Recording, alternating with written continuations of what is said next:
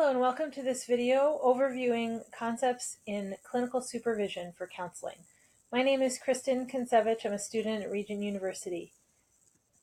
This video will cover 4 different aspects of supervision information. First, we'll talk about models of supervision. Then we will talk about essential supervisor skills. We'll cover key concepts in supervision. And finally, supervision techniques. There are 3 different types of models of supervision for counseling. The first is psychotherapy-based models, and these models teach and model specific skills. So a cognitive behavioral school would teach specific cognitive behavioral techniques within supervision, and the supervisor would also model those techniques with the supervisee in the way that they even think about and structure supervision. Similarly, a psychodynamic school might teach specific skills around psychodynamic approaches, and the supervisor would probably conduct the supervision in a manner that is similar to psychodynamic ideas. There are also developmental models, and we'll go into details about some specific developmental models. These focus on the tasks or stages of supervisee development. Then thirdly, integrative or process models look at the fluid dynamic of the supervisory relationship. I also want to point out that there are similar models for supervisor development, and all of these are focused on developmental models, either stages or tasks. So I leave the references here for you. I am not going to go into detail on those, but I will point out that all of them, except for HIDE, are specifically developmental stages, and HIDE has developmental themes. So the 3 major developmental models for the supervisees, again, we're here focusing on the supervisee development. The first is the integrated development model, developed by Stoltenberg originally, and actually there were 3 different publications that he did with colleagues as well, spanning from 1981 to 1998. He talked about levels of development. So there was kind of initially 3 levels: beginning, mid-level, and experienced or stable. But then they added this integrated. So in the literature, it's 3I. It's kind of like a culmination of development there. And there's 3 structures at each level: motivation, autonomy, and awareness. And so you repeat these in each of the stages. So you find your motivation for being in the profession, you gain autonomy at a new level, and you gain a different level of awareness. The next major developmental model is Loganville, Hardy, and Delworth, and they have 8 developmental tasks that the supervisee must accomplish or is working on accomplishing in supervision. And these are not tasks like a to-do list, but more a sense of developmental progression to achieve each of these things. So competence, emotional awareness, autonomy, respect for individual differences, purpose and direction, personal motivation, professional identity, and professional ethics. And they also named 3 developmental stages that flow in kind of a repeating cycle.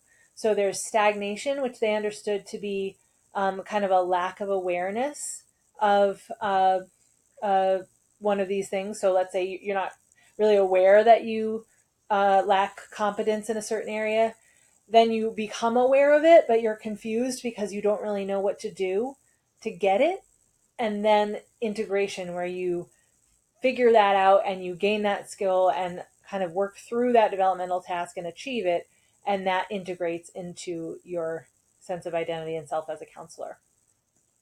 A third major developmental model is Ronestad and Skovholt's lifespan development model.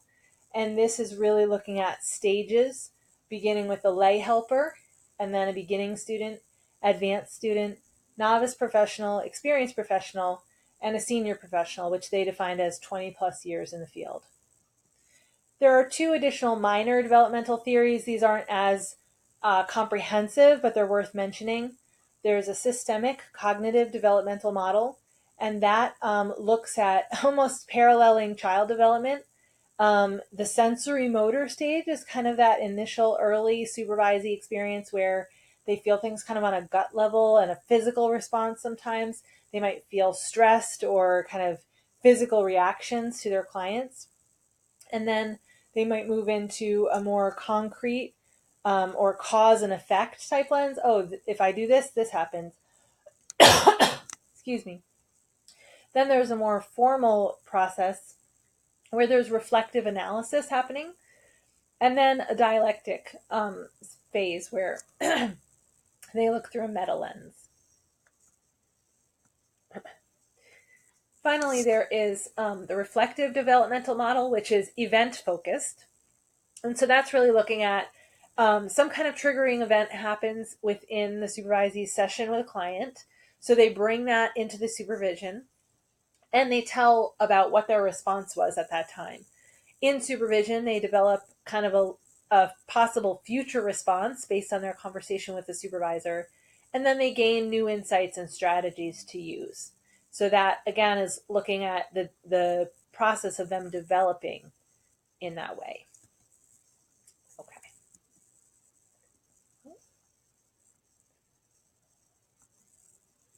Sorry about that. Okay, so the integrative or process models, there's two major ones. The discrimination model by Bernard and Goodyear. And this is, again, we're thinking about these as kind of what's happening in supervision, just the process and the dynamic really between the supervisor and the supervisee. So there's three foci of supervision where the supervisor is focusing on intervention, also conceptualization, and personalization. So what is the supervisee doing and how can you guide them on their interventions, and you're also intervening with them.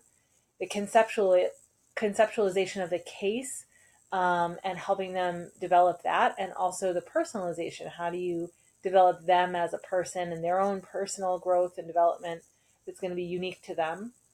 And then there's these three roles that the supervisor is bouncing back and forth between: counselor, teacher, and consultant. So it's a kind of fluid moving through all of these three foci and within these three roles. And you could do each of these things as any of these roles. So it's kind of a matrix.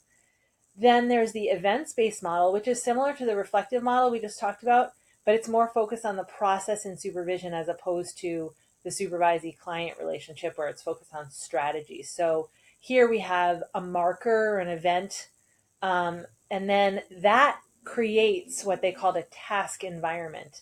What is the supervision going to entail that particular day based on what the supervisee comes in with? And there's all kinds of things that all kinds of directions you could take depending on what the supervisee brings in. And then there's a resolution. So kind of where do you land? Where do you go from there? So that's the events-based model. There's also the Hawkins and Shohet model, which they call the seven-eyed model. And it's really describing these different modes or lenses through which we can view supervision. So we can look at for example, the supervisee in supervision and what's going on for them. We could look at the supervisor and what's going on for them. We could look at the supervisee-client relationship. We could look at the supervisor-supervisee relationship. And so there's all these different angles we can kind of take a look at it. And then there's the Holloway systems approach to supervision, or SAS, and that looks at the functions or roles of the supervisor, the tasks of supervision, and then this is the unique part where they really talk about the role of contextual factors in that process. So again, you're thinking a systems approach, you're looking at the system, what kind of work environment is it, what are the systemic factors of who the supervisee is and who the supervisor is, and how do all those things merge together, and of course who are the clients and what's their systemic context. So that's the Holloway systems approach. Now we're going to talk about essential supervisor skills, and it's really a basic list. There isn't a list that is specific, like one theorist wrote these skills down. This is just kind of generally agreed upon throughout the literature. And so obviously supervisors need to have clear communication. They need to have stated expectations. They need to have standard evaluation procedures. They need to keep good documentation. They have to be able to serve a gatekeeping role, which sometimes involves confrontation or challenging, and that can be difficult. They need objectivity, and of course they need clinical competence. There's some key concepts in supervision first we need to just ask, what's the function of supervision? Like, why do we even do it? And Borders and colleagues in 1991 talked about three basic functions. One, we need to assess the needs of the supervisee. What do they need? Where are they at? We need to change or support the supervisee behavior. So how do we help them grow and execute good clinical skills? And then we need to be able to evaluate their performance. Also, another key concept in supervision is parallel process. So this is the idea that the supervisee may present in a way that is similar to the way the client presents to them. So you can almost experience what it's like sitting across from the client based on how the supervisee is presenting. This is similar but slightly different to isomorphism, which is when the fact that the supervisory relationship is similar to the supervisee-client relationship. And so the supervisee is kind of bouncing between kind of the being like more like the client and then being more like the supervisor. And then a working alliance is a really big part of a concept in supervision. And that is influenced by things like personality style, attachment style, cultural factors, transference, resistance, etc. So all kinds of things have been studied related to the working alliance within supervision. And finally, supervision techniques. These are some specific ideas that people have used to do supervision. So obviously self-report, the supervisee comes in and tells what has happened with them. Hopefully that's not your only method of supervision. There's also all kinds of live observation techniques. So bite is bug in the ear, where you could have like a comm system in your ear that the supervisor can speak into their ear. That would obviously involve some type of observation through a two-way mirror or a live streaming video as well. Also, co-therapy is a way for the supervisor to observe the supervisee live. They can also walk in or phone in or again live streaming. So any of those ways where sometimes the supervisor can actually interrupt the session or be a part of the session. Sometimes you can plan for the session to take a break so you can consult with the supervisor. So those are some ways that live observation can happen. Obviously, audio and video recordings are another way, as well as transcripts. IPR is interpersonal process recall, and that's was developed by Kagan, and this idea that you kind of freeze a moment in time. It's done especially well if you have a video recording, and you can kind of pause the tape and ask kind of what was happening inside the supervisee at that time. What were they thinking, feeling? Really kind of practicing that metacognition. And so that's a great technique for doing that. Obviously, supervisors can also stimulate thinking by asking questions and kind of wondering aloud, similar to kind of some therapeutic ideas. And then nonlinear methods like drawing or metaphor, kind of expressive ways of conducting supervision are possible as well. One last thing, there are some different types of supervision that are important to think about. There's triadic supervision, where you would have two supervisees and one supervisor.